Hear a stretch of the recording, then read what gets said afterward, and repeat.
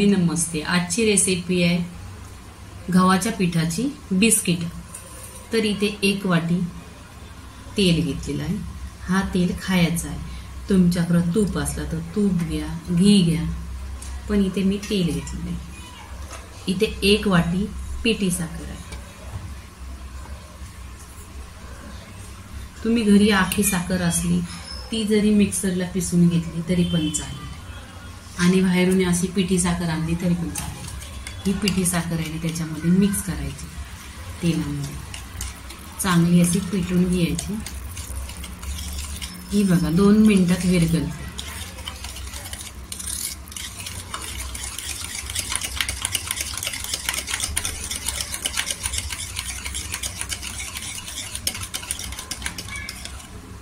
इथे बघा छान अशी विरघळलेली आहे.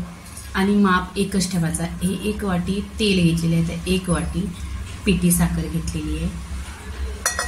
तर 1 वाटी इथे गव्हाचा पीठ घेतलेला आहे. पीठ चालून घ्यायचा, पिठी साखर पण चालून घ्यायची.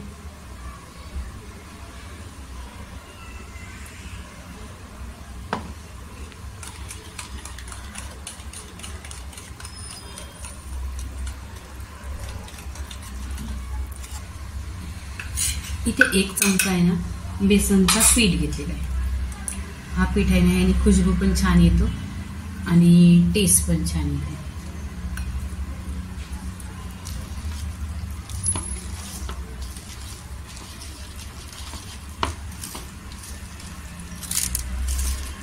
इथे मिक्स पूर्णपणे झालेलं आहे बघा.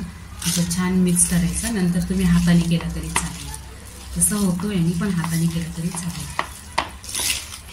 इथे आहे ना वेनिला टाकायचा. तुमच्याकडे वेलची पूड असली तर वेलची पूड टाका. वेनिला टाकायचं. तुमच्याकडे वेलची पूड असली तर वेलची पूड टाका. इथे मिक्स करायचं.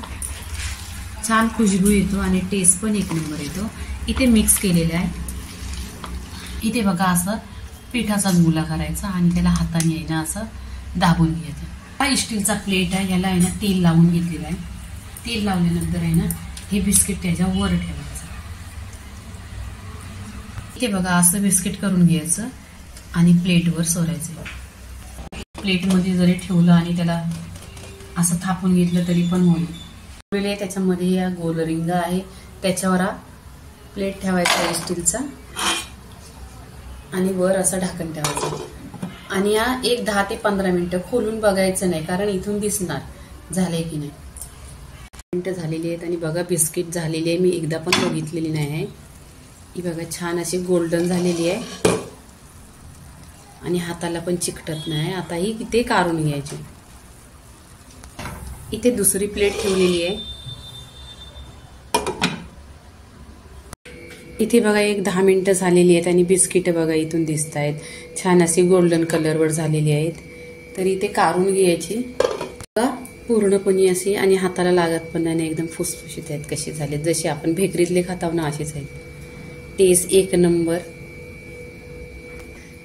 तर गव्हाच्या पिठाची बिस्किट इथं झालेली आहे. लाईक करा, शेअर करा, सबस्क्राईब करा आणि नेहमीच खात राहा. धन्यवाद.